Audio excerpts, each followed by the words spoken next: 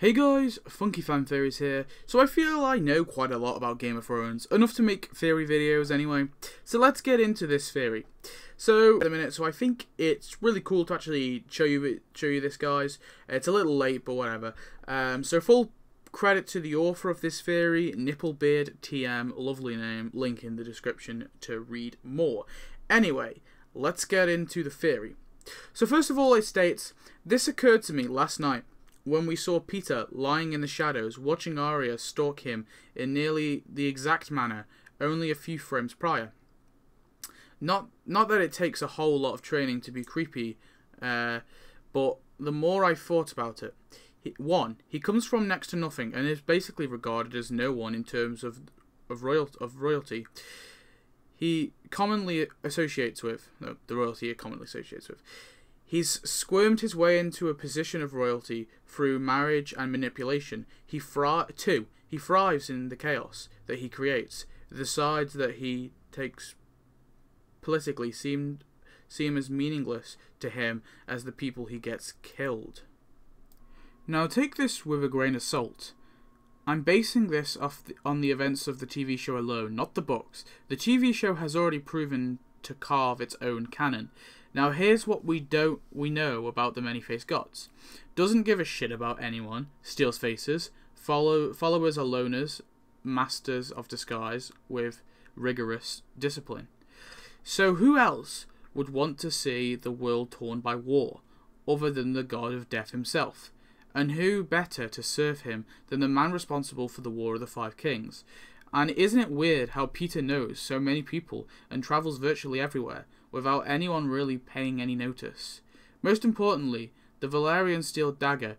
Guess where the many-faced god's religion originated? Yes, Valyria. Guess whose dagger started the Wars of the Five Kings by trying to assassinate the Stark family's heirs? Good old Petyr.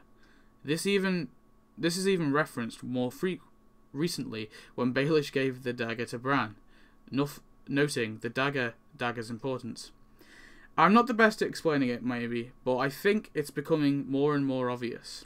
And there's a lot of comments in this, including one from Sophia T.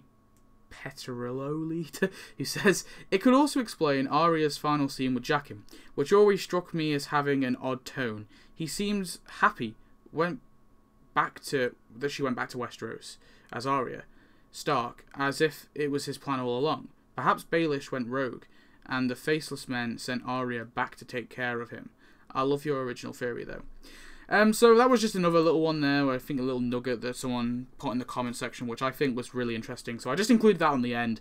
But the main theory here, what the main Reddit user is trying to say, is that Petyr Baelish's goals and the things he's doing in the show, and the things he's done throughout the show, are not for his gain per se, they're for the gain of the many-faced god, they're for the god of death. So he's trying to obviously cause more death to please the many-faced god.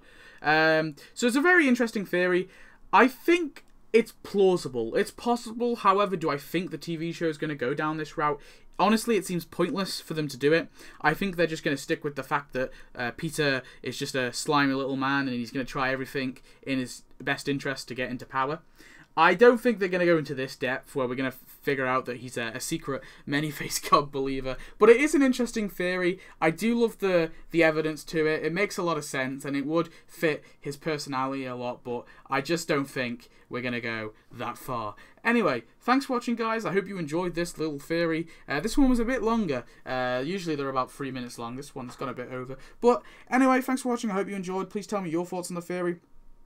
And I'll see you tomorrow, probably, with another theory. Thanks for watching. Goodbye.